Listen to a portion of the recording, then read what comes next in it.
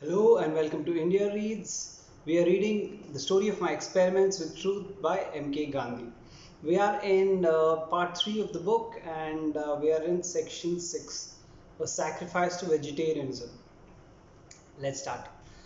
As the ideals of sacrifice and simplicity were becoming more and more realized, and the religious consciousness was becoming more and more quickened in my daily life, the passion for vegetarianism as a mission went on increasing. I have known only one way of carrying on missionary work, which is by personal example and discussion with researchers for knowledge. There was in Johannesburg a vegetarian restaurant conducted by a German who believed in Kanye's hydropathic treatment. I visited the restaurant myself and helped it by taking my English friends there. But I saw that it could not last as it was always in financial difficulties. I assisted it as much as I could and I thought it deserved and spent some money on it, but it ultimately had to be closed down. Many theosophists are vegetarians more or less, and an enterprising lady belonging to that society now came upon the scene with a vegetarian restaurant on a grand scale. She was fond of art, extravagant, and ignorant of accounts. Her circle of friends were fairly large. She had started in a small way but later decided to extend the venture by taking large rooms and asked me for help. I knew nothing of her finances when she approached me, and I took it that her estimate must be fairly accurate, and I was in a position to accommodate her. My clients used to keep large sums of deposits with me. Having received the consent of one of the clients, I lent about £1,000 from the account to his credit. This client was most large-hearted and trusting. He had originally come to South Africa as an indentured laborer. He said, "Give away the money if you like. I know nothing of these matters. I only know you." His name was Badri. He afterwards took a prominent part in Satyagraha and suffered imprisonment as well. So I advanced the loan assuming that this consent was enough. In 2 or 3 months' time, I came to know that the amount would not be recovered. I could ill afford to sustain such a loss. There were many other purposes to which I could have applied this amount. The loan was never repaid, but how could trusting Badri be allowed to suffer? He had only known me. I made good the loss. A client friend to whom I spoke about this transaction sweetly chided me for my folly. Bhai, I had fortunately not yet become Mahatma, not even Bapu. Friends used to call me by the loving name of Bhai, which is brother. Said he, "This was not for you to do. We depend upon you in so many things. You are not going to get back this amount. I will not, I know you will never allow Badri to come into grief, for you will pay him out of your pocket. But if you go on helping your reform schemes by operating on your client's money, the poor fellows will be ruined, and soon you will become a beggar. But you are a trustee and must know that if you become a beggar, all our public work will come to stop." This friend, I'm thankful to say, is still alive. I have not yet known across a purer man than he in South Africa or anywhere else. I have known him to apologize to people and to cleanse himself when, having happened to suspect them, he found his suspicions were to be unfounded. I saw that he had rightly warned me. For though I made good Badri's loss, I should not have been able to meet any similar loss and should have been driven to incur debt, a thing I've never done in my life and have always abhorred. I realized that even a man's reforming zeal ought not to make him exceed limits. I saw that in thus lending trust money, I had disobeyed the cardinal teaching of the Gita, the duty of the man of equipoise to act without desire for the fruit. The error for me became a beacon light of warning. The sacrifice offered on the altar of vegetarianism was neither intentional nor expected, it was a virtue of necessity. Experiments in earth and water treatment. Let me just come a little further. While the growing simplicity in my life, my dislike for medicine steadily increased. While practicing in Durban, I suffered for some time from debility and rheumatic inflammation. Dr. P.J. Mehta, who had come to see me, gave me treatment and I got well. After that, up to the time when I returned to India, I do not remember having suffered from any ailment to speak of. But I used to be troubled with constipation and frequent headaches while at Johannesburg. I kept myself fit with occasional laxatives and a well-regulated diet. But I could hardly call myself healthy, and I have always wondered when I should get free from the incumbents of these laxative medicines. About this time, I read of the formation of a no breakfast association in Manchester.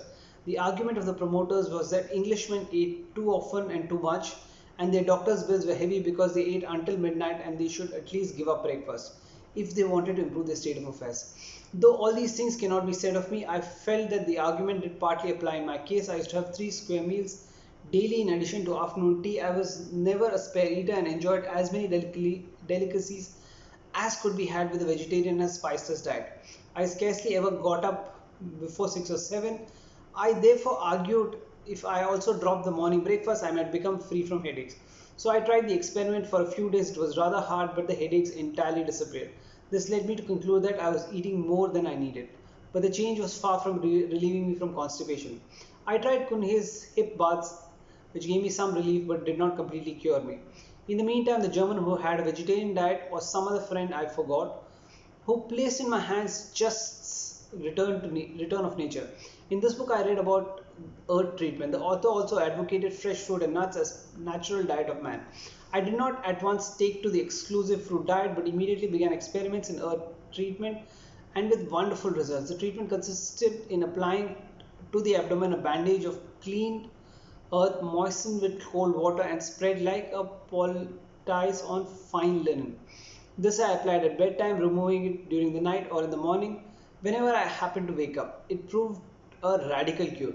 Since then, I have tried the treatment of myself and on my friends and had never had the reason to regret it. In India, I have not been able to try this treatment with equal confidence. For one thing, I have never had the time to settle down in one place to conduct the experiments. But my faith in the earth and water treatment remains practically the same as before. Even today, I can give myself the earth treatment to a certain extent and recommend it to my co-workers whenever the occasion arises. Though I've had 2 serious illnesses in my life, I believe that man has little need to drug himself. 999 cases out of 1,000 can be brought round by means of a well-regulated diet, water and earth treatment and similar household remedies. He who runs to doctor, Vaidya or Hakim for every little ailment and swallows all kinds of vegetable and mineral drugs not only curtails his life but by becoming the slave of his body, instead of remaining his master, loses control and ceases to be a man. Let no one discount these observations because they are written in a sickbed. I know the reasons of my illness. I am fully conscious that I alone am responsible for them, and it is because of that consciousness that I have not lost patience. In fact, I have thanked God for them as lessons and successfully resisted the temptation of taking numerous drugs. I know my obstinacy often tries my doctors, but they kindly bear with me and do not give me up. However, I must not digress. Before proceeding further, I would like to give the reader a word of warning. Those who purchase Just book on the strength of this chapter should not take everything in it as a gospel truth. The writer almost always presents only one aspect of a case, whereas every case can be seen from no less than 7 points of view, all of which are probably correct by themselves, but not correct at the same time and in the same circumstances.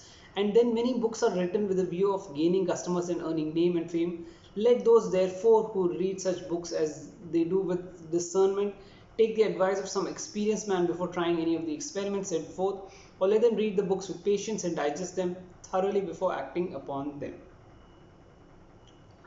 Warning: I must afraid that I must continue this digression until the next chapter. Also, my experiments in earth treatment, whose dietetics were also being carried on, and it may not be out of place here to make a few observations as regards the latter, though I have occasion to refer to them again later.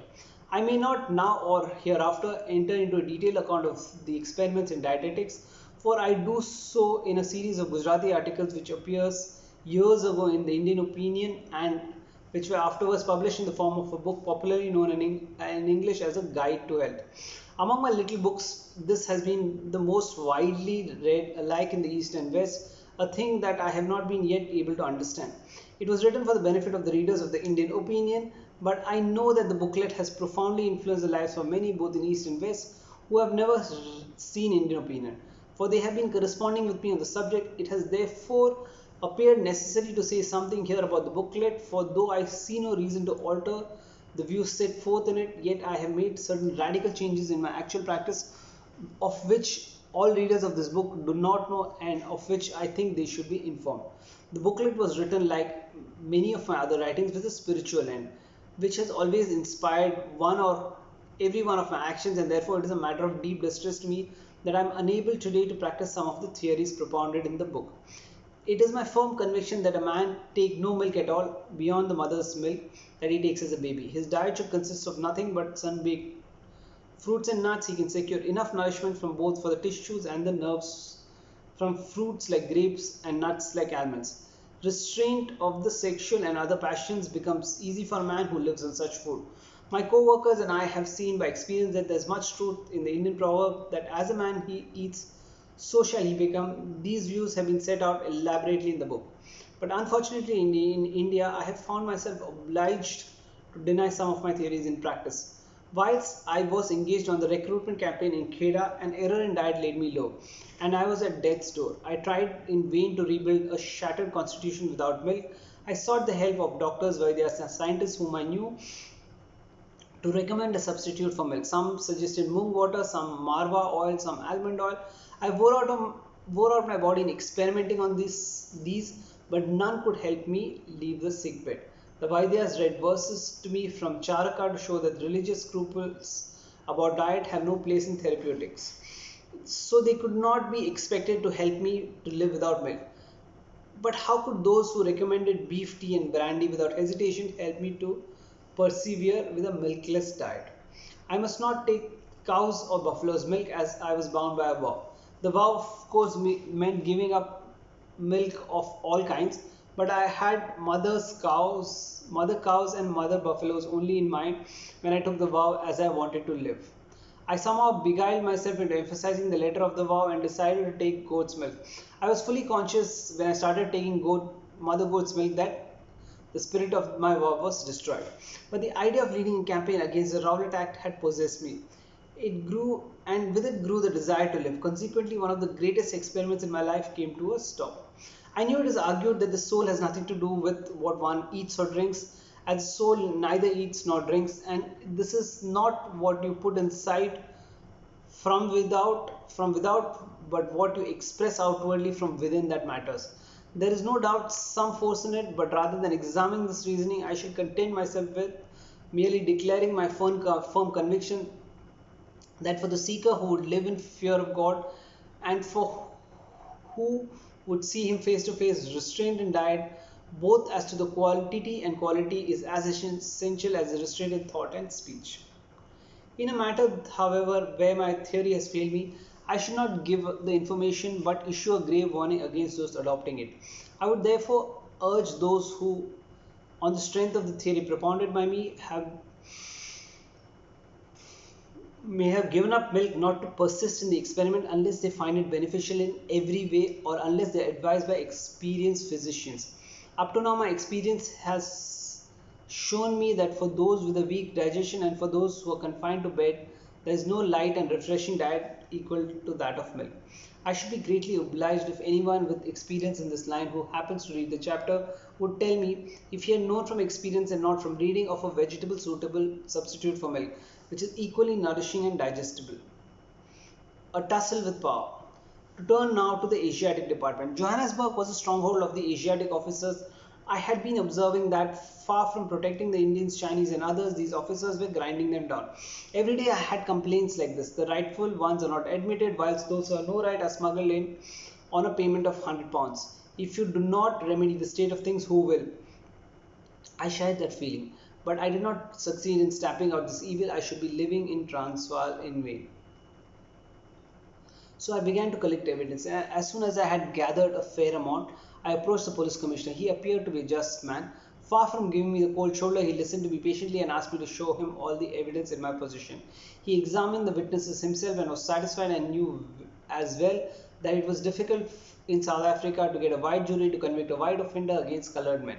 But, said he, let us try at any rate. It is not proper either to let such criminals go scot-free for the fear of jury acquitting them. I must get them arrested. I assure you that I shall leave no stone unturned. I did not need that assurance. I suspected quite a number of officers, but I had no unchallengeable evidence against them all. Warrants of arrest were issued against the two about whose guilt I had not the slightest doubt. My moments could never be kept secret. Many knew that I was going to the police commissioner practically daily. Two officers against whom warrants had been issued had spies more or less efficient.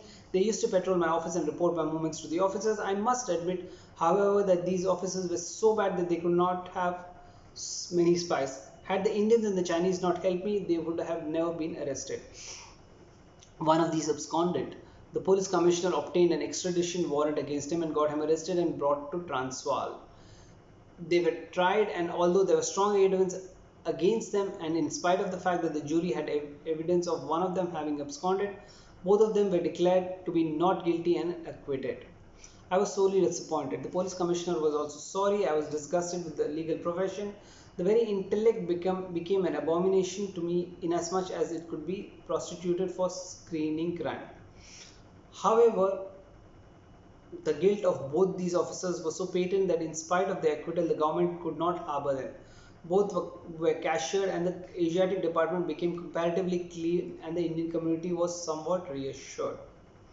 The event enhanced my prestige and brought me more business. The bulk, though not all, of the hundreds of pounds that the community was monthly squandering in peculation was saved. All could not be saved, for the dishonest still piled on their trade. It was now possible for the honest man to persevere his honesty.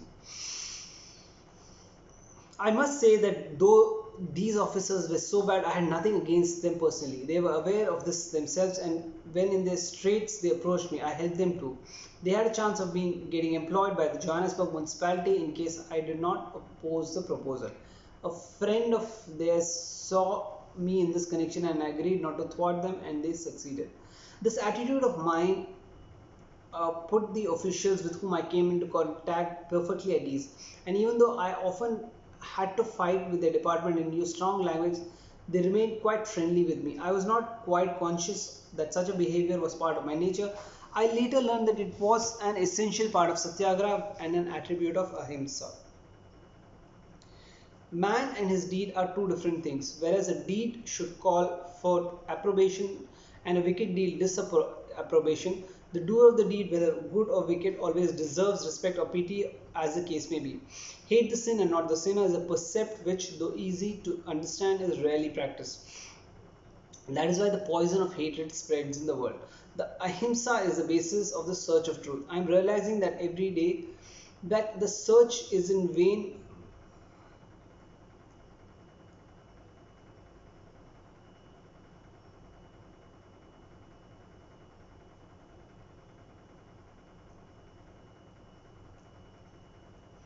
That the search is in vain unless it is found on ahimsa as the basis. It is quite proper to resist and attack a system, but to resist and attack its author is tantamount to resisting and attacking oneself. For we are all tarred with the same brush and the children of one and the same Creator, and as such the divine powers within us are infinite. To slight a single human being is to slight those divine powers, and thus to harm not only that being but with him the whole world. A sacred recollection and penance. A variety of incidents in my life have conspired to bring me in close contact with people of many creeds and many communities, and my experience with them warrants the statement that I have known no distinction between relatives and strangers, countrymen and foreigners, white and colored, Hindus and Indians, of other faiths, whether Muslims, Parsis, Christians or Jews. I may say that my heart has been incapable of making any such distinctions. I cannot claim this as a special virtue, as it is in my very nature, rather than as a result of any effort on my part.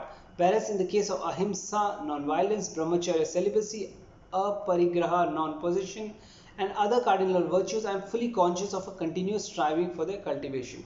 When I was practicing in Durban, my office clerks often stayed with me, and among them were Hindus and Christians, or to describe them by their provinces, Gujaratis and Tamilians. I do not recollect having ever regarded them as anything but my kith and kin. I treated them as my members of my family and had unpleasantness with my wife, even if she stood in the way of my treating them as such. One of the clerks was a Christian born of Panchama parents. The house is built after the Western model, and the rooms rightly had no outlets for dirty water. Each room had therefore chamber pots rather than have these cleaned by a servant or sweeper. My wife or I attended to them. The clerks, who made themselves completely at home, would naturally clean their own pots, But the Christian clerk was a newcomer and it was our duty to attend to his bedroom. My wife managed the pots of others, but to clean those who had been a panchama seemed to her to be the limit, and we fell out. She could not bear the pots being cleaned by me, neither did she like doing it herself. Even today I can recall the picture of her chiding me, her eyes red with anger and pearl drops streaming down her neck, cheeks as she descended the ladder, pot in hand. I was cruelly kind husband. I regarded myself as a teacher and so harassed her out of my blind love for her. I was far from being satisfied by her merely carrying the pot. I would have her do it cheerfully, so I said, raising my voice, I will not stand this nonsense in my house.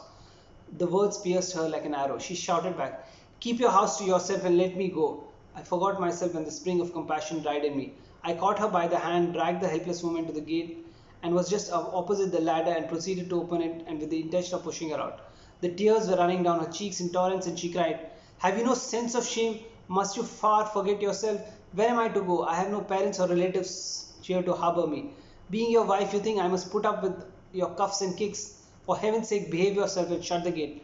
Let us not be found making scenes like this. I put on a brave face, but was really ashamed and shut the gate. If my wife could not leave me, neither could I leave her. We had had numerous bickerings, but the end has always been peace between us. The wife, with her matchless powers of endurance, has always been a victor. Today, I am in a position to narrate the incident with some detachment, as it belongs to a period out of which I have fortunately emerged. I am no longer the blind, infatuated husband. I am no longer my wife's teacher. Kasturba can, if she will, be as unpleasant to me as today as I used to be to her before. We are tried friends, and the one no longer regarding the other as an object of lust. She has been a faithful nurse throughout my illness, serving me without any thought of reward. The incident in question occurred in 1898 and I had no conception of brahmacharya. It was a time when I thought my wife was an object of husband's lust, born to do her husband's behest rather than a helpmate, a comrade, a partner in the husband's joys and sorrows. It was in the year 1900 that these ideas underwent a radical transformation and in 1906 they took concrete shape. But of this I propose to speak in its proper place. Suffice to say that with gradual disappearance in me of the carnal appetite, my domestic life became and is now becoming more and more peaceful, sweet and happy. Let no one conclude from this narrative of a sacred recollection that we are by any means an ideal couple or that there is complete identity of ideals between us. Kasturba herself does not know whether she has any ideals independent of me. It is likely that many of my doings have not had her approval even today. We never discuss them. I see no good in discussing them, for she was educated neither by her parents nor by me at the time when I ought to have done. But she is blessed with this one great quality of considerable degree, a quality which most Hindu wives possess in some measure, and it is this. Willingly or unwillingly, consciously or unconsciously, she has considered herself blessed in following my footsteps and has never stood in the way of my endeavor to lead a life of restraint. Though therefore there is a wide difference between us intellectually, I've always had the feeling that ours is a life of contentment, happiness and progress. Intimate European contacts. The chapter has brought me to a stage where it becomes necessary for me to explain to the reader how the story is written from week to week. When I began writing it, I had no definite plan before me. I had no diary or documents to which to base the story of my experiments. I write just as the spirit moves me at the time of writing. I do not claim to know definitely that all conscious thought and action on my part is directed by the spirit, but on examination of the greatest steps that I have taken in my life, as also those that may be regarded in the least, I think it will not be improper to say that all of them have been directed by the spirit. I have not seen him, neither have I known him, but I have made the world's faith in God my own as my faith is inefficable, I regarded that faith as amounting to experience. However, as it may be said that to describe faith as an experience is to tamper with truth, it may perhaps be more correct to say that I have no word for characterizing my belief in God. It is perhaps now somewhat easy to understand why I believe that I am writing the story as the Spirit prompts me. When I began writing the last chapter, I gave it the heading that I have given to this. But as I was writing this, I realized that before I narrated my experience with Europeans, I must write something by way of preface. This I did and altered the heading. Now again, as I start on the chapter, I find myself confronted with the fresh problem. What things to mention and what to omit regarding the English friends of whom I am about to write is a serious problem. If things that are relevant are omitted, truth will be dim, and it is difficult to decide straight away what is relevant, what I am not even sure about the relevancy of writing the story. I understand more clearly today what I read long, long ago about the inadequacy of all autobiography as history. I know that I do not set down in the story and all that I remember. Who can say how much I must give and how much I must omit in the interest of truth? And what would be the value in a court of law of inadequate ex parte evidence being tendered by me of certain events in my life? If some busybody were to cross-examine me on the chapters already written, he would probably shed much more light on them. And if it were a hostile critic's cross-examination, he might even flatter himself for having shown the hollowness of many of my pretensions. I therefore wonder for a moment whether it might be proper to stop writing these chapters, but for so long there has been no prohibition from the voice within. I must continue this writing.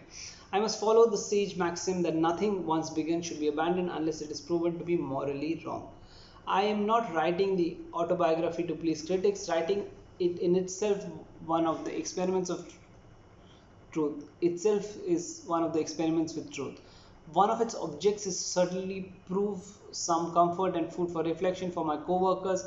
Indeed, I started writing in compliance with their wishes. It might not have been written if Jaram Das and Swami Anand had not persisted in their suggestion. If therefore I am wrong in writing the autobiography, I must share the blame. But to take up the subject indicated in the heading, just as I had Indians living with me as members of the family, so had I English friends living with me in Durban. Not all those who lived with me liked it, but I persisted in having them. Nor was I wise in every case. I had some bitter experience, but these included both Indians and Europeans. I do not regret the experiences. In spite of them and in spite of the inconvenience and worry that I have often caused to friends, I have not altered my conduct and friends have kindly borne with me. Whenever my contact with strangers had been painful for friends, I have not hesitated to blame them. I hold believers who have to see the same God in others that they see in themselves must be able to live amongst all with sufficient detachment. And the ability to live thus can be cultivated not by fighting shy of unsought opportunities for such contacts, but by hailing them in a spirit of service and withal keeping oneself unaffected by them. Therefore my house was full when the Boer War broke out, I received two Englishmen who had come from Johannesburg, both with theosophists, one of them being Mr. Kitchen, of whom we shall have the occasion to know more later. These friends often caused my wife bitter tears. Unfortunately, she had many such trials on my account. For the first time I had English friends to live with me as intimately as members of my family. I had stayed in English houses during my days in England, but there I conformed to their ways of living, and it was more or less living like living in a boarding house. Here it was quite the contrary. The English friends had become members of the family. They adopted the Indian style in many manners. Though the appointments in the house were in Western fashion, the internal life was mostly Indian. I do remember having some difficulty in keeping them as members of the family. But I can certainly say that they had no difficulty in making themselves perfectly at home under my roof. In Johannesburg, these contacts developed further than in Durban. European contacts continued. In Johannesburg, I had one time as many as 4 Indian clerks who were perhaps like my sons and clerks. Even these were not enough for my work. It was impossible to do without typewriting, which amongst us, if at all only I knew. I taught it to 2 of the clerks, but they never came up to the mark because of their poor English, and one of them I wanted to train as an accountant. I could not get anyone from Natal, for no one could enter transfer without permit, and for my own personal convenience I was not prepared to ask a favor from the permit officer. I was at my wit's end. Arrears were moving fast, mounting up, so much so that it became impossible for me, however much I tried to cope up with professional and public work. I was quite willing to engage in European clerk, but I was not sure to get a white man or a woman to serve a colored man like myself. However, I did decided to try. I approached a typewriting agent whom I knew and asked him to get me a stenographer. There were girls available, and he promised to secure the services of one.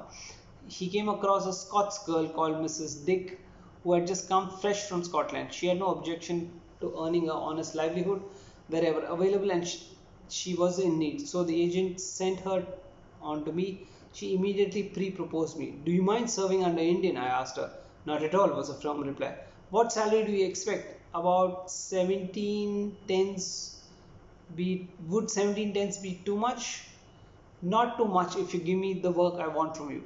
"When can you join?" "The moment, if you wish." I was very pleased and straight away started dictating letters to her. Before very long, she became more a daughter or a sister to me than merely a stenotypist. I scarcely had any reason to find fault with her work. She often entrusted with the management of funds amounting to thousands of pounds, and she was in charge of my accounts book. She won my complete confidence, and that perhaps was more. She confided in to me her innermost thoughts and feelings. She sought my advice in the final choice of a husband. I had the privilege to give her away in marriage. As soon as Miss Dick became Miss MacDonald, she had to leave me, but even after marriage, she did not fail to respond whenever under pressure I made a call upon her. But permanent stenotypist was now needed in a place, and I was fortunate in getting another girl. She was Miss Slicin, introduced to me by Mr. Callenbach, whom the reader will know in due course. She is at present a teacher in one of the high schools at Transvaal. She was about 17 when she came to me. One of her idiosyncrasies were at times too much for Mr. Callenbach and me. She had come less to work as a stenotypist than to gain experience. Color prejudice was foreign to her temperament. She seemed to mind neither age nor experience. She would not hesitate even to the point of insulting a man and telling him to his face what she thought of him. Her impetuosity often landed me in difficulties, but her open and guileless temperament removed them as soon as they were created. I have often signed without revision letters typed by her, and I considered her English to be better than mine and had the fullest confidence in her loyalty. Her sacrifice was great. For a considerable period, she did not draw more than £6 and refused ever to receive more than £10. When I urged her to take more, she would give me a scolding and say, "I'm not here to draw a salary from you. I'm here because I like to work with you and I like your ideals." She had once an occasion to take £40 from me, but she insisted on having it as a loan and repaid the full amount last year. Her courage was equal to her sacrifice. She is one of the few women I have been privileged to come across with a character as clear as crystal and courage that would shame a warrior. She is a grown-up woman now. I do not know her mind quite as well as when she was with me, but my contact with this young lady would ever be for a sacred recollection. I would therefore be false to truth if I kept back what I know about her. She knew neither night or day in toiling for her cause. She ventured out in errands in the darkness of the night all by herself, and she angrily scouted any suggestion of an escort. Thousands of stalwart Indians looked up to her for guidance when, during the Satyagraha days, almost every Indian of every one of the leaders was in jail. She led the movement single-handed. She had the management of thousands, a tremendous amount of correspondence, and the Indian opinion in her hands. But she never varied. I could go on without end writing about Miss Schlesing, but I shall conclude this chapter by citing Gokhale's estimate of her. Gokhale knew every one of my co-workers. He was pleased with many of them and would often give his opinion of them. He gave the first place to Miss Schleisen among all the Indian and European co-workers. I have rarely met with the sacrifice, the purity, and the fearlessness that I have seen in Miss Schleisen, said he. Amongst your co-workers, she takes the first place in my estimation. With this, we are going to end this today's reading because we have come to the end of the section. What do we have to unpack here? Primarily 3 or 4 different topics. The first is about vegetarianism. Gandhi, in his infinite wisdom, took a vow not to drink milk of cow or buffalo. Now, his actual thought process was not to drink milk of any animal because he felt that it was not meant for human beings, and after the child stops drinking the mother's milk, it should not have the person should never have a mother's animal mother's milk at all. Gandhi, however, struggled to uh, maintain this. He would often get sick, and he realized that there was nothing nourishing and refreshing as a glass of milk for a recovering patient. Later, he kind of, for himself alone, he acknowledges the hypocrisy of what he did and the shortcut that he took. So he told himself that when he had taken the vow, he had considered mother's milk as that of a cow or a buffalo, and he started taking goat's milk. But at every point of time, he suggests the books that he had read and what kind of diets that they had suggested, diets of avoiding milk, diets of avoiding any kind of food except nuts and fruits. But he also, in the same vein, tells the readers not to follow him blindly but do their own research, read the books, understand what works for them. And then he gave a lot of examples of how he was struggling with his health. He had a huge issue of constipation, and therefore he tried different kinds of diets. He tried different kinds of experiments, like having no breakfast, which was a fad in those days in England. But over a period, he did not he realized that none of these worked. He then hit upon this uh, uh, earth treatment, which is applying a moist uh, earth or sand on your abdomen and leaving it overnight or till whenever he would get up in the middle of the night. And he found a lot of good results. His constipation had come down significantly. So in his experiments, this was one of the biggest experiments that he felt was something that he worked, and he recommended it to his friends and loved ones. However, after he came to India, he never had the time or the energy to indulge in these kind of dietary experiments. So this is one of the first parts of our reading today. The second part is about how his wife had difficulty adjusting with all his rules that he had set up. Now they were staying in a fairly well-off place which did not have running water. Instead, they had chamber pots, which meant that every person's poo had to be cleaned by the person himself, or uh, in certain cases like Europeans, they would have servants to do it. But Gandhi insisted that they do it, and if there was guests who had also come, he insisted that either his wife or he does it. Now they had house. They had Gandhi's subordinates used to stay with him. One of them was Gujarati and one of them was a Tamilian. The Gujarati was Hindu and the Tamilian was Christian, who was born out of Panchama parents. I have no clue what Panchama is. I can Google it and let you guys know later. But his wife was very uncomfortable cleaning the chamber pots of this gentleman, and she refused, and Gandhi got a little physical and violent. She said that I can't take this anymore. I want to leave this house. I would rather leave this house. Gandhi took her to the doorstep, and there was a huge drama which happened. And the wife then exposed Gandhi for how he was behaving in front of her, and Gandhi felt immediately ashamed of how he behaved in front of her. And this, he kind of sees, while he values his wife and he sees her devotion as something that an Indian wife would always have, he also sees his hypocrisy. He sees his not coming to full terms about non-violence and Ahimsa, because if he was a firm believer in Ahimsa and if he believed in that completely, he would not behave to his wife. So that these are some things that that show Gandhi the mirror, and it helps him learn and evolve. And since he's written the book after a period of time, so a lot has happened in his life. He's now no longer called Bhai as people used to call him in those days, but he's called a Mahatma. He's referred to as a Mahatma, and people call him affectionately as Bapu, which is like a father. So there is a lot of transition that has happened. So he's able to see the past Gandhi with all his follies, with all his imperfections, with all his flaws so clearly, and being able to communicate about that. So this is one of the beauties of this book, is Gandhi does not embellish his flaws, or he does not uh, paint his follies as something which happened out of circumstances or as something that he was forced to do. He says things for what they are and admits to himself first and to the readers. So this is one thing that I find very beautiful in all the writing that of this book that I've read till now. The last part of it, I guess, is about him writing the autobiography itself.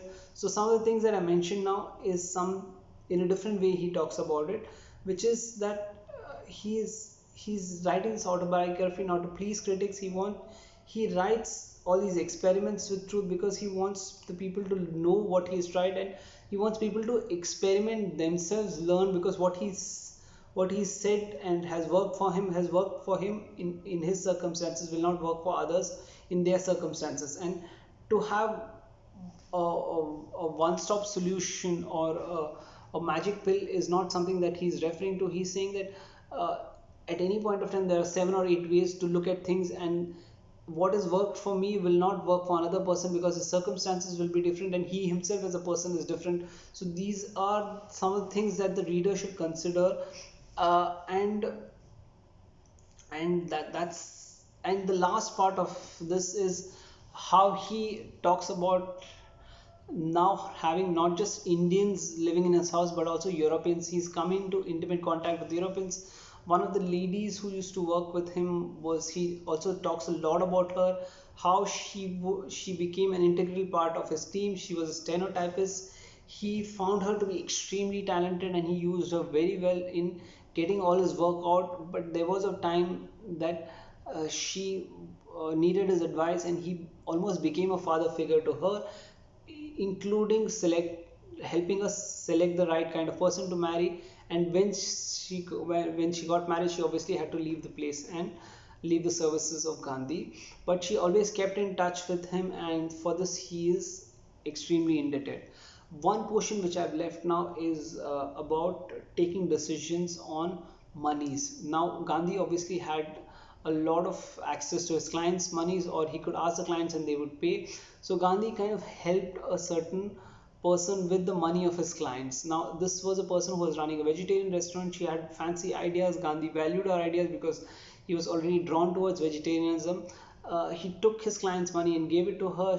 Her business went bust, and obviously she could not return the money. So Gandhi kind of paid from his pocket, and this upset a lot of his followers, people who were looking up to him and were helping him in his public work. They said that one is that you should not do things like these where you take responsibility for somebody else's follies. Two, you should not pay in on their behalf, because the minute you start doing this, one is you will become penniless and beggar, and if you become that, all the public work that you were supposed to be doing with us will never happen.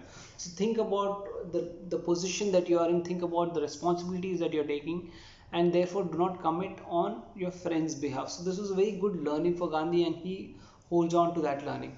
Now coming back to having Europeans who with whom they had intimate relations because they were staying with them, Gandhi's wife obviously was not comfortable with them. Gandhi on his own has stayed in a lot of his European friends' house, but he saw that as staying as a boarder and therefore used to follow their rules.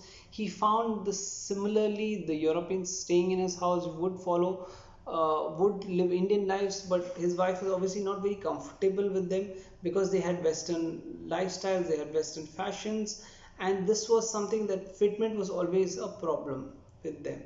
Now this is a issue that he has constantly with his wife, and they learn to work with each other, right? One last point I want to mention, which is he talks about his relationship with his wife. His wife had started off as any other Indian wife, treating her husband as a lord and a master and following his footsteps. He realizes that his wife is not in the intellectual plane as he is, but that does not mean that they've not had a good life. He values her support and her loyalty towards him, but much beyond that, he stops seeing her like Indian husbands see their wives, as somebody ready to serve the, the whims and the fancies of husbands. He starts he knows that she has not been educated by her parents, and he himself has not taken the effort to educate her well, but he still sees that she has a lot of value that she brings in, and he values her for that. And like he says, he is able to see his follies and the way he treated her in the past as a different person. He's able to critically evaluate her. He also sees that the way he spoke to her is the way she could speak to him at the time of writing the book. So that transition she also has made, and he also has given her the freedom to grow and express herself well. So this is also one of the things that I found in the reading of the book. With this, I kind of have summarized most of what we've read. I know that these are not that interesting compared, there's not much happening here, but these are good insights for us to pick on, and we will catch each other in the next chapter. You take good care of yourself, and if you have any comments, do drop in the comment section. I will see you in the next video. Thank you. Bye.